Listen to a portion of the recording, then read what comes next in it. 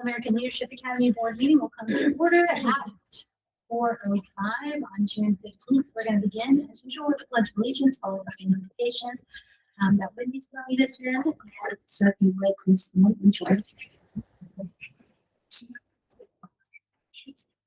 I pledge allegiance to the flag of the United States of America and to the republic for which it stands, one nation, under God, indivisible, with liberty and justice for all.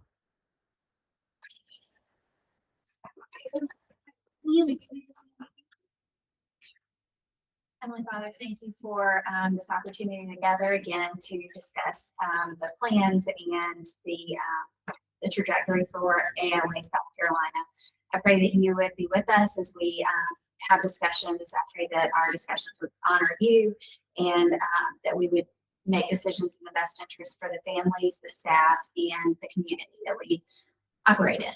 In your name we pray. Amen. Thank you, Amy. The next up is our mission statement. So I'm going to ask Board Member Chancellor Wall to read the mission statement. This reminds us of the and pray for our conducting statement. Our mission is in support of a family to provide the best educational experience to as many students as possible in a moral and wholesome environment. Thank you, Cassie. Now I'm going to ask our secretary, Vicky, to call for sure. All right. Jeremy Kelly. Here. Sabrina Hasty is on the way. She's with us online as well. Cassie here. Miss Jennifer Bullock here. And Samantha Peterson. Here. Alex Knowles. I'm here. Amy Dubois here, and Whitney Hendricks. We do have a quorum. All right. Thank you so much. Next up is the approval of our agenda. It's been distributed. Are there any corrections or additions to the agenda? Hearing none, the agenda will be approved as presented. The next is to approve the May board meeting minutes. Has everyone had a chance to review the meeting minutes? Yes. Are there any amendments needed? Okay, hearing none, that will be approved by common consent. Next on our agenda is public comment, but I don't think we didn't sign up today, correct? I was just out there. There's no. Okay. Yep. Always welcome comments from the public. We don't have any today, so we will move on to our campus reports, starting with Evan. Well, it is really short and sweet today, but just some good news in terms of enrollment. We are continuing to see for both Lexington and Blythewood those numbers move up. So for Lexington right now, projected enrollment for grades K through 12 is sitting at 1,878 students. Again, part of our process is we're continuing to reach out to any families who have not confirmed their seat, and trying to get a hold of them so that they can continually mark off if somebody is not intending to come back. That way we don't include them in this count.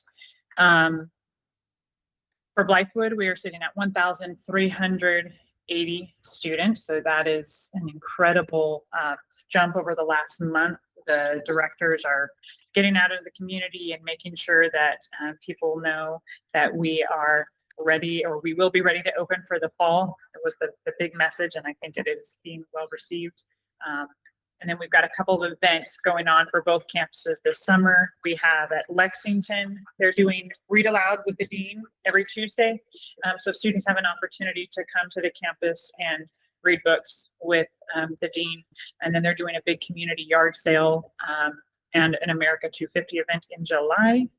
And then for Blythewood, we have the ribbon cutting ceremony on July 11th. So we'd love to have any board members that are available to attend that event. There are going to be details coming out for that here in the next week. And then academics, we don't have any reports back yet on the academic outcomes of the end of year testing. So as we do, we'll be sure to share that data with the board. But right now, we're just focusing on preparing for teachers to return on July 20th, and preparing training and working with administration on the goals after we've reflected on this past year, some of the things that we want to make sure we start out really strong going into next school year. That's it. That is it for the campus report. Yes, Samantha. Hey, Abby. Apologies that I'm not there in person. We had my oldest break a wrist 2 days before summer break. 2 days. So he got his cast off today, which is great. But so I see in our last meeting's minutes and total projected numbers, it was 1872, and now we're at 1878 for Lexington, which is just kind of a few seats, which no big deal. I know we're in the middle of the summer right now, and not everybody has put all of their effort completely into like deciding where certain kids are going to go in August. But do we have any type of kind of like formal plan, strategy, whatever, to try to bump that number up? I know that number is super close to where we kind of want it to be, but do we have anything that we're trying to do over the rest of the summer to get more than just a couple onesies and twosies into Lexington? I think in terms of like a specific rollout strategy right now, we're still focusing on making sure the community is aware of the facility updates that are coming. Now, I will say that we do believe that sending out the communications we have has helped stabilize, if I'm honest, the enrollment that we had. The feedback that we've had from people that have withdrawn, most of them are returning to a homeschool. We did see higher levels of attrition last summer than we did this summer. So that's a positive. As far as what we're doing to boost enrollment, I would say that we're focusing on extending tour invitations. We've been working on that with the directors a lot. I don't know that we have anything other than the July 11th event. Summer's kind of a hard time to get parents, everybody's on vacation, but that's the event that we're looking to celebrate America 250 and to try to boost that community feel by having everybody who wants to come and set up a table and lay out their yard sale items. That's kind of what the directors, as I was speaking with them at lunch, that's their focus event this summer. I can get a list for you of some of the digital marketing that we're doing, but as far as like what the campus leadership is doing, that's their focus. Yeah, no, that's perfect. I know it's kind of a slow season. I love seeing all the digital marketing. I did notice that you guys have the billboard that's right across the street now. Saw that. Right across the street from Lexington, right off 6. I think I saw a billboard out there now that we are close. I didn't even notice that when I drove in today, so I'll have to take a look at that when I take a peek. I about did a whiplash on myself trying to look for it. I was like, oh shoot, that's for Lexington. No, I just was curious. I know summer's hard months, but it's good to see that at least we aren't losing families over the summer and that continues to grow. Yeah, yep, absolutely. Maintenance and retaining is really a huge part of the enrollment efforts that we have been intentional about with Lexington, just because of what we've seen in the past few years. So retention has been a big effort, as well as boosting enrollment, but also wanting to make sure we solidify the base that we have. But great question. And I'm happy to kind of, just for the board's benefit, put together a list of some of the things that we're doing with digital advertisements as well, so you can see that. Because there's a lot of things that are going on behind the scenes, without having the directors having to lead all of those enrollment efforts. And so we can definitely pull that together for the board.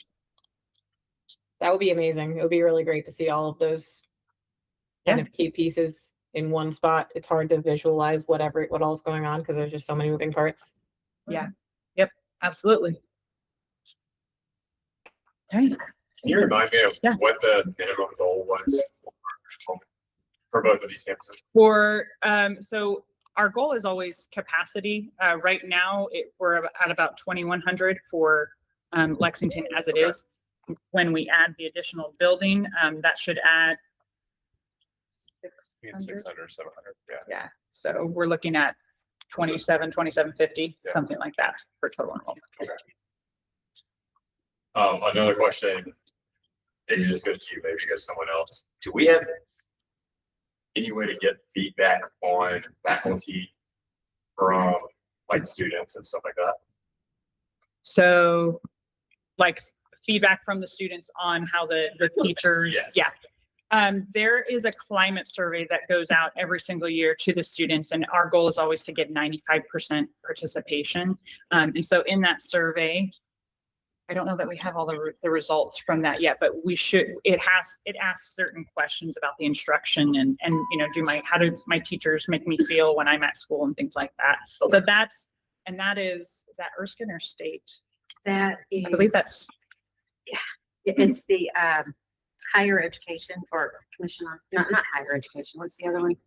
Anyway, it's the one that's it's a state it's requirement. not yet. It's not a law, but anyway, it goes into the state report card. So even though it's not a law, we have Correct. to do it. Yeah. So Yeah. So in other words, what I was trying to say is it's not our created survey. It's one that is issued to all the schools. So there's consistency there in what is asked of schools and comparability. Gotcha. yeah, Good question. part of the state report card. Okay. That's it. Thank you, Abby. Next, we have development report from Taylor. That's me. Well, Sabrina and I did the same thing. We were both at Blythewood. Did you make it all the way? Oh, what? Here it is. And then you were like, I was in that building. No, We were in. that. I was. You did not tell me. Being funny. You did not. No, I he's knew. being I funny. knew. I was just. Okay, okay. I was just giving you a hard time. You were a heart attack. As Sabrina can say, it looks awesome. It looked really good. It's hot inside. Yeah, she wanted to. So and in preparation for that July 11th. So right now we're doing a life safety report at Blythewood right now. I think it sounds a lot worse than what it is because life safety is always crazy, but things are going good there. We're hoping to get TCO by the 29th of this month. So get that passed over, and then we want to start moving in furniture by the first week of July. So that's really kind of how things are looking there. Turf's in the football field, grass is laid on the baseball field. They're finishing up driveline construction right now and adding in sidewalks, but overall, I got to tour it and walk around. It looks awesome. I mean, it looks really, really, really cool. So we are very excited about that. Before I move on to Lexington, any questions about Blythewood? You said the TCO is expected June 29th. Nice. Yep. Mhm. So June 29th. Let me see if my notes, anything else. No, that was really it. That was really Blythewood. Just And chugging on. staff will be in the building on July 20th, according to the academic. That's right. Correct. Yeah, that's all correct. Yeah. We want to get everything moved in, obviously, before that for them, and they can come in. So yeah, first week of July, furniture, everything in prep for the 11th ribbon cutting. Correct. And then, yeah, hopefully the week after that, teachers can, obviously can start kind of moving edges up there. So that's it for Blythewood. For Lexington, Jim gave me lots of notes to share with you guys, so I can just read this off to be easy. So there's a planning meeting, I think it was 2 weeks ago, went really well. Traffic was received with DOT well, and DOT is still reviewing a few things on that. There is a board appearance meeting scheduled with the town due to, Board of Appearance meeting was changed. That was supposed to be last week. They had a few of their members that were out of town for vacation. So that plan is to push to July 14th to go over the drive line between Lake Boulevard and the elementary, as well as just the facade of the new building, which it looks just like this. So I'm not too worried about that at all. OSF meeting for review to get the permit. We're waiting on a date to get that on, and then land distribution or disturbance permit has been submitted and we are waiting on that. So we are expecting to break ground middle of August. That is the goal and expectation there. So with that, any questions? Mid-August, really humid, I just learned stepping out of the airplane yesterday. So any questions about Blackbird Lexington or any kind of development questions? I'm sure it's being looked at with the construction starting in mid-August with our dry line. Is there going to be any overlap for? I know it's gonna be a headache. I know that, and I know that y'all are looking into it so we can prevent it. Just The we answer have is, communication prepared for the family. Yeah. The things that's gonna come out on I'll Facebook. let Abby say that. well, yes, we're planning to communicate that. However, I will say in the last conversation I had with Jim, it's going to be done very intentionally. And there's certain parts of the project that we don't believe will interfere with driveline at all. For example, like over on the side of the building where we're going to loop the driveline past, we can just put up guards and happily work on that and not be in anyone's way. Okay. And so just like similar to the road construction, when we know that we're going to have to impact traffic, we will make sure that they know, and that we'll have plenty of people there to that's going to be the most helpful thing, is having people on site to guide traffic. But it should be minimal. It's mostly right here what we have to do with the fields. But Jim, is very, very invested in making sure that we can keep traffic flowing. Yeah. And so he's very There's the cognizant. comments I've heard just Yeah. so far. It's like, I've heard that's part of Yeah. construction. Like, it's gonna be great.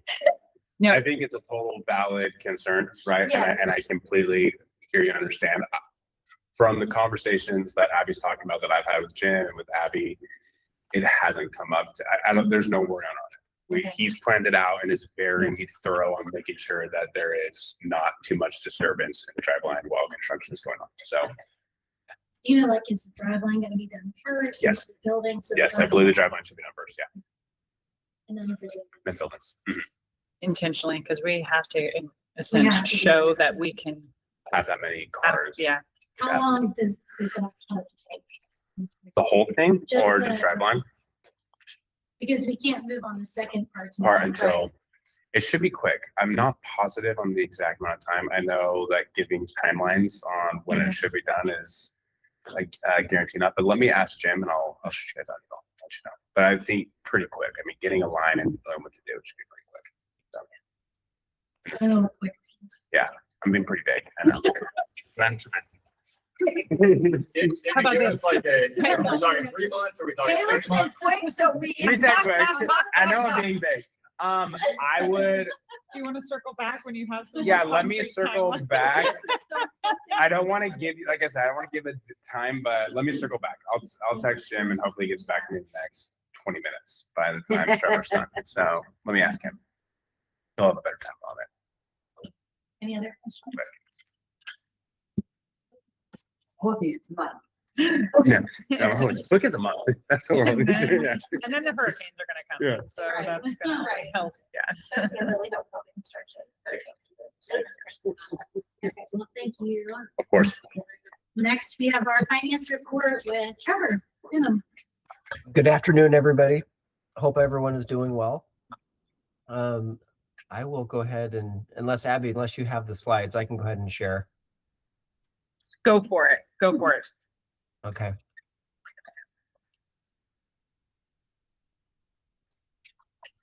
So what we'll do here is we will talk about school year 26. And then with the context of that, then we'll also talk about school year 27. And so we'll talk about how 26 ended up, and then we'll talk about what the proposed budget is, and interested in any board feedback on that for both Lexington and Blythewood. Okay.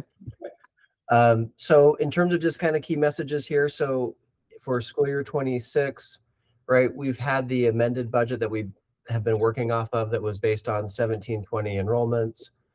We exited the school year at 1656. So it was down another 5 from April into May. The way South Carolina does state funding is it looks at different measurement points, right? Day 5, day 35, day 135. And so there's a few different spots in there. And so that's why keeping enrollment the entire school year is so important.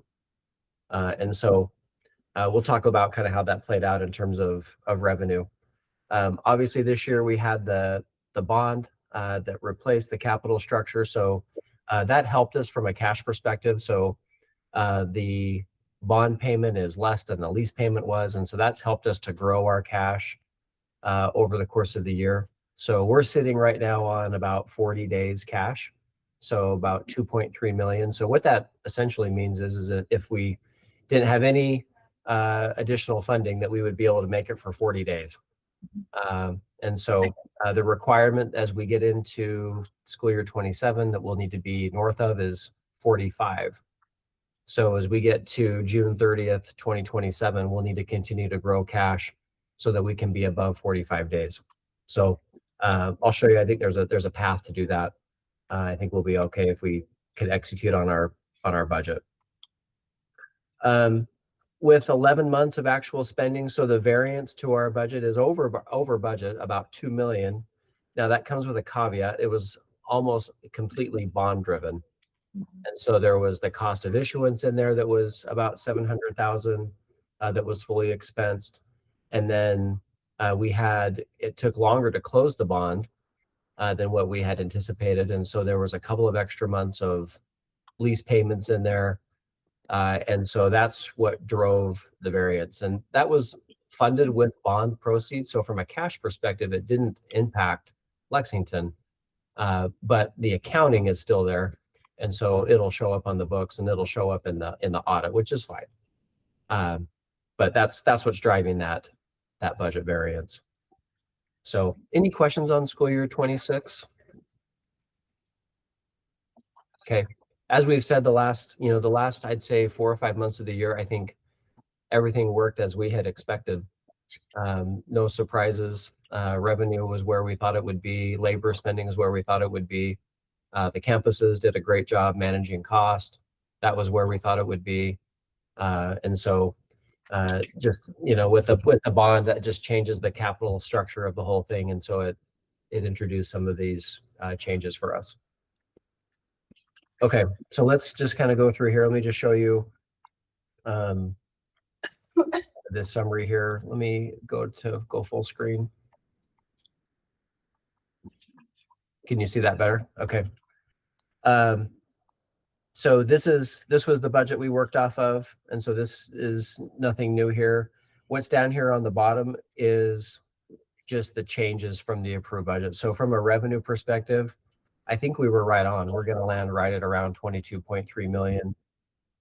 Labor, we'll finish about $200,000 less than our budget. Usually that's just a function of being understaffed in some positions. We just weren't fully staffed the entire year. So there's a little bit of savings there. Purchase services. So this is up 700,000. This is the cost of issuance I was talking about. So this is as we've paid underwriters fees, as we've paid financial advisor fees, attorneys fees, et cetera. That's part of that. Think of the closing costs on the mortgage. And so that's what hit here inside of purchase services. There was some of that also that hit inside of other as well, but it was pretty small. And then in supplies, this was some of the Chromebooks. These are the Chromebooks that we bought. And so these will actually be expensed. They'll be depreciated over time a little bit. So this will come down just a little bit, but this is showing up in the report as being about 200,000 over, but that's what drove that. And then over here on the far right, so the plus 1.2 million. So these are the added lease payments that we made in the back part of the year before the bond was able to close. And then the bond ended up being a little bit more expensive because the rate ended up being higher than what we had hoped for. So it was close, but it was still, I think, maybe within 25 basis points, but there's still going to be an increase there. So this is how 26 played out. There's an Excel file also that I sent along with this report that has all of the details. So this is just a summary. If you want to go deeper, I also included this Excel file where you can see kind of line by line, what some of the key drivers were. So if you want to go to that level of detail, it's there. Okay. If no other questions, so let's start talking about 2027. Okay. So again, this is a summary. So there's all the details are provided in that Excel worksheet also. But in terms of what 2027 is looking like, so the budget that we've built is based on 1,700 enrollments. So Abby just showed you, we have 77, I think, that are enrolled right now. And so this has built in some attrition automatically with that. So if we end up with something closer to 1,800 or 1,750, that would all be good news.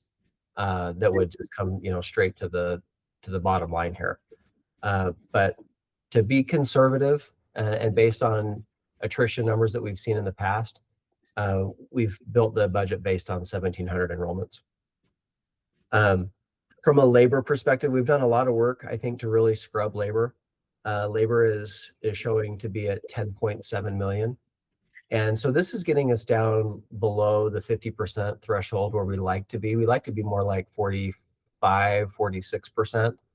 It just gives us more room to fund operations at the campus, make investments, pay for sports supplies, different things, if our labor is not as expensive. And so we've been kind of in the mid to low 50s. And so this brings us down into that 49% range. And so we were able to work closely with the campus, with our HR team, to find some ways that we were able to make that happen. So that's reflected here at 10.7 million. Purchase services. So again, this would be like your all of your contractors would be inside of here. Any utilities payments. So like electricity, etc. Management fee is inside here. SPED contractors are inside here. Custodial would be inside here. And so that's 5.4 million. Textbooks, supplies, 1.4 million. Marketing, all your marketing spending would be inside here, and then other, another 400,000. And so that gives us 3.8 million in EBITDA. And the debt service that we have as part of the schedule for 2027 is 3.4 million. So that covers all of our debt payments for this year. That will grow into 2028. But for this year, it's at 3.4 million. And so with a 3.8 million in EBITDA, 3.4 million in debt service, that helps us generate that $400,000 of positive cash flow. And that will help us get north of the 45 days cash with that. Now, if we end up with 1,725 enrollments or 1,750 enrollments, I don't anticipate we will have really any large labor increases to support that. Maybe a teacher or two here or there to fill in some of those gaps. Some of the, curriculum or other kinds of things would also grow, but it would all be relatively small. And so I'm hopeful that, this with the 1,700 enrollments that we can, we're kind of at the point where we'll be able to meet all of our debt service requirements. We had wanted to be more like 1,800, 1,900, and I think, we're still working to get there. But I think if we can hold to this and we can, have 1,700 throughout the year, then we'll be okay in 2027. Any questions about 2027? Yeah, Samantha, go ahead. Hey, thank you for sharing all of this. This is super helpful. You mentioned that you had some conversations about kind of getting that personnel down to that 49%. Can you share some of the things some of the decisions that were made to get that percentage kind of further down? I'd just love to better understand what was spoken about there. Yep.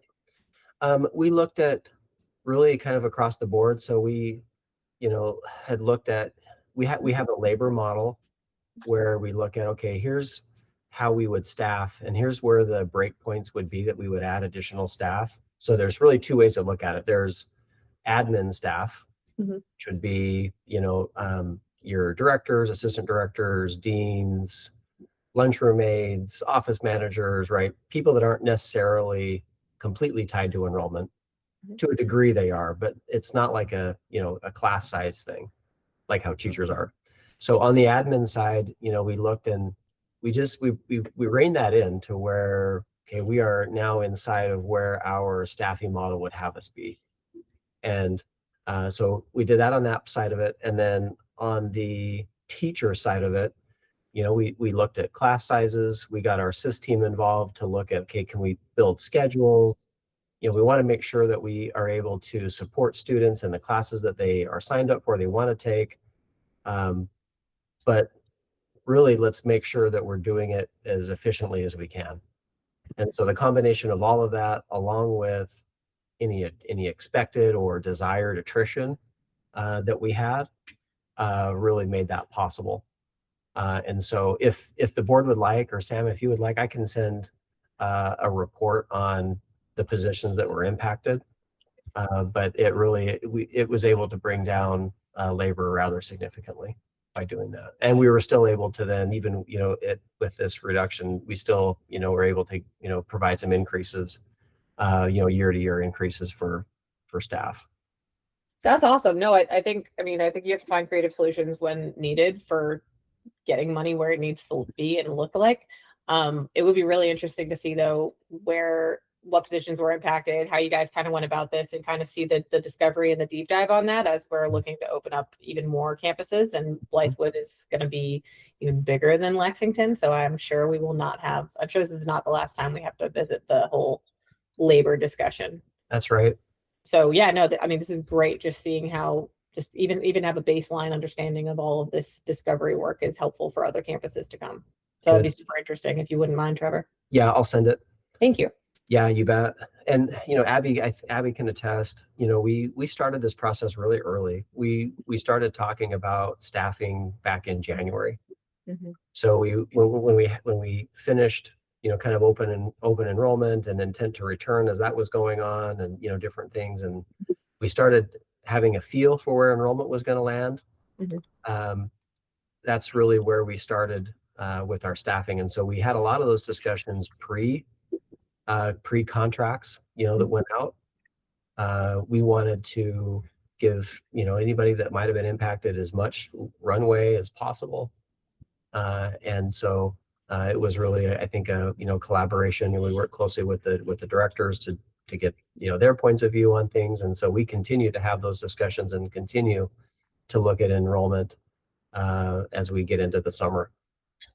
Yeah, so, can I just add to Trevor? So to that point, Sam, you said something just a minute ago about future schools, and the staffing model that Trevor is referring to is state-based. So we have a general staffing model, but then we take into account state statute, and there are also every state has certain positions that there's maybe some grant funding available for certain positions, and so we take all of that into account. And so all of the South Carolina schools have the same staffing model, so to speak, with different thresholds. So once they, reach a certain level in their enrollment, then we can consider different positions. And just to give you a little bit of insight into what that process looks like, it starts at the campus level, with the campus giving us insight to where they might need to add a position. And if, Trevor's monitoring the budget and we're, getting closer to that ceiling on our labor percentage, then we kind of go back and we say, hey, well, do you have any positions maybe where there's a vacancy, and we can look for a trade-off there. So it's a very, very intentional process with a lot of people who are we're making sure that we're not losing track of anything. But it was different this year. We definitely started with enrollment and then worked our way up on the staffing piece. But overall, I think it's been really good for the campus to also have that level of insight. And I would say the bonus is they're treating enrollment differently too. They now see it as, that enrollment means, I can, it symbolizes, the people that they're able to hire and support they can have on their campus. So it's been good. Thanks, Abby. Yeah. So kind of the net of all of this, I think this will mean that we'll have 1.13 times our debt service. So, DSCR is a really important ratio, right, that we look at. And so, as we look at cash available to service debt divided by debt service, that's how we get to that calculation. And so essentially what that means is that we have 13% more cash available to cover our debt than what the debt would require. So, 1.10 is the minimum. And so, the goal would be for us to get this to be 1.2 or 1.4 or 1.5, as time goes on. I'm hopeful that as construction starts and as there's movement there and facilities start coming in and all of that, that we'll continue to see enrollment grow, and then that will help us get where we really where we want to be. But this will I think will cover us for 2027, because the bond payments this year are interest only, and so we know that next year we'll start adding principal, and so the 3.4 million will grow out in time, and then it'll stabilize, and then 10 years from now, or out in time, it'll become a lower part of our percentage of revenue. Okay, I'm going to move on unless there's anything else about 27. This slide right here, this just shows you, this is just a reconciliation. So it's just a walk between 26 and 27. So you can see really what's happening. So, revenue is down just a little bit, just because enrollment has been down. And then if we can grow it, then that red bar would go away. We're getting some savings from labor costs. So that's $500,000 of green, good news going up. Some savings in purchase services because the cost of issuance went away. We won't have that in 2027. The lease went away completely. We're not buying as many Chromebooks. And then that'll be offset by, the debt service we just talked about. So we'll generate about $800,000 more in cash flow this year than we did last year. Okay, so that's it for Lexington. Okay, unless there's questions, we can talk about Blythewood. So again, similar kind of story. So Blythewood has the details are in that spreadsheet. I can flip to that if we'd like to. There's just a separate tab in there for Blythewood. Obviously, we don't have a school year 26 baseline that we're working off of. But we are using kind of what we know about Lexington to build that Blythewood budget. Right now what we've done is we've built the Blythewood budget based on 1,200 enrollments. So I think we just saw that there's 1,372 enrolled right now. So that would represent about a 12.5% attrition. And so there's some room there for some attrition to happen. But the campuses, the directors have really been out in the community from what I can tell, and enrollment continues to climb. Every time I look at it, it's going up. I think there's a lot of excitement from what I can tell. And so I'm excited to see that continue to grow. So similar to Lexington, if we start at 1,200, but then we end up at 1,300 or 1,250 or something higher, then that would all just be good news that we would be able to capture.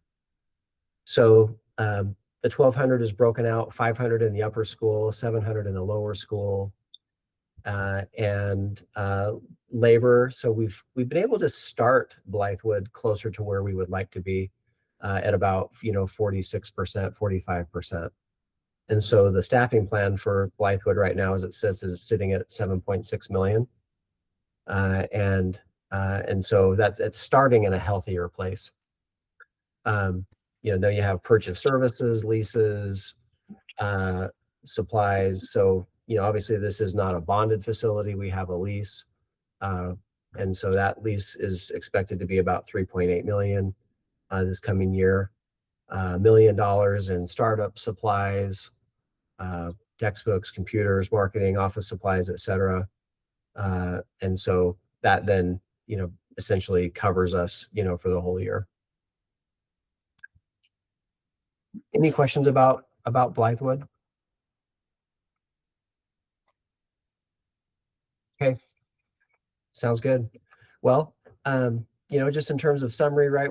We closed our bond in 2026, so that drove some non-cash expenses hitting Lexington financials. Lexington should be able to deliver 1.10 DSCR. Days cash will continue to grow in 27. And then Blythewood enrollment continues to grow and delivering strong opening and a positive financial position at startup.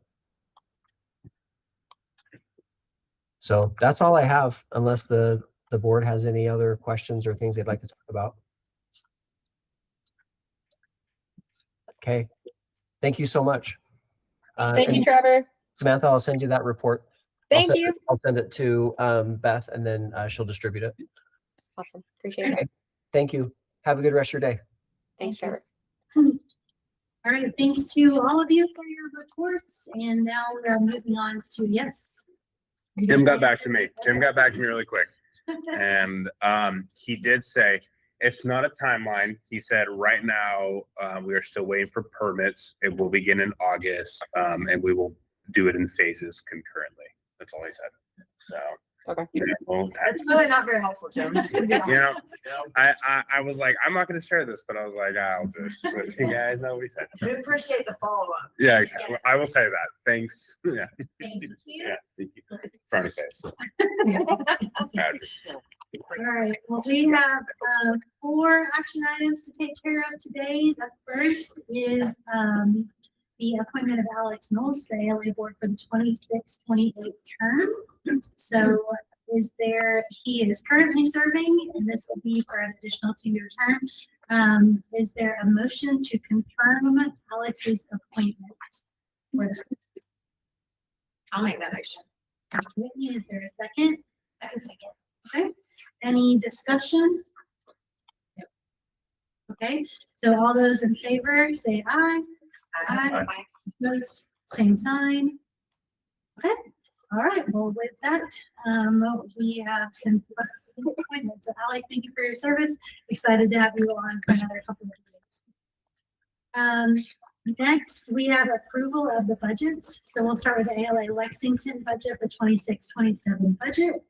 Hopefully you've all had time to review it. We just got a quick summary as well. So is there a motion to approve the 26-27 budget for Lexington? I'll make a motion. Sam, is there a second? I'll second that. Patsy, any discussion? Okay, all those in favor, of approving the 26-27 budget for Lexington, say aye. Aye. Opposed, same sign. All right, with that, the Lexington budget has been approved. The same thing for Blythewood. So is there a motion to approve the 26-27 budget for Blythewood? I'll make a motion. Jeremy, is there a second? I'll second that. All right, thank you, Patsy. Any discussion? All those in favor say aye. Aye. Opposed, same sign. All right, with that, the Blythewood budget has been approved. And our last action item is the approval of the ALA board meeting schedule. And I think everybody received a copy of it, the proposed schedule. So is there a motion to approve the schedule? Do we need to discuss the 3 dates that are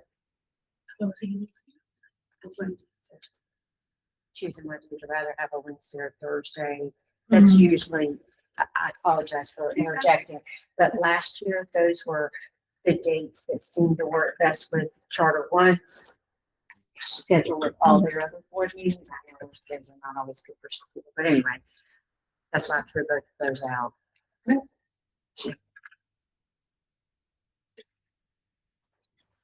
Do we have to pick those dates today to approve the draft?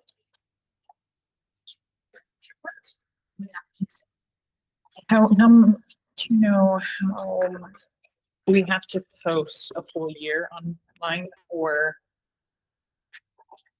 Usually you do have to have it on the website, but we can always amend it. True, yeah, You know, yeah, easy to do How that. does everyone feel about just saying Thursdays? Either day works for me. Thursdays are good. Thursdays are good. All right, let's go with the We'll go with the Thursdays. Thursdays. You need to go. Yeah.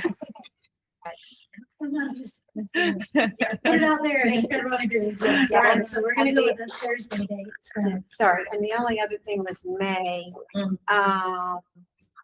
Just put the 17th, which is a Monday, because normally here graduations are on Tuesdays. I don't know what Blackwood will be yet, but Yeah, we can kind of But- take this into account, but yeah, that's, yeah, we Yeah. can always. I just wanted y'all to know that why things were, Okay, sorry. no, you're great. Okay, so with the decision of Thursdays, knowing that May might be a little bit subject to change based on graduations, is there a motion to approve this ALA board meeting schedule for the 26-27 year? I have a motion. Is there a second? I'll say that. Any other discussion? Okay, so all those in favor of approving this board meeting schedule, say aye. Aye. Opposed, same sign. Okay. And next on our agenda is our announcement, which the next board meeting will be on August 17th at 4 p.m. at ALASC Blackwood. So we'd love to see people joining us there. And before we adjourn, we just want to say thank you so much to Vicky. This is her last meeting on the board for her term. And we know she's still going to stay actively involved. She has promised and assured us, which we're grateful for. So she is an invaluable part of this board. So we're very grateful for her 3 years of service. And she will be very much missed at our next meetings. So if there is no other business, then with that, I would say the meeting is adjourned. All right, thanks, you guys. thanks, everybody.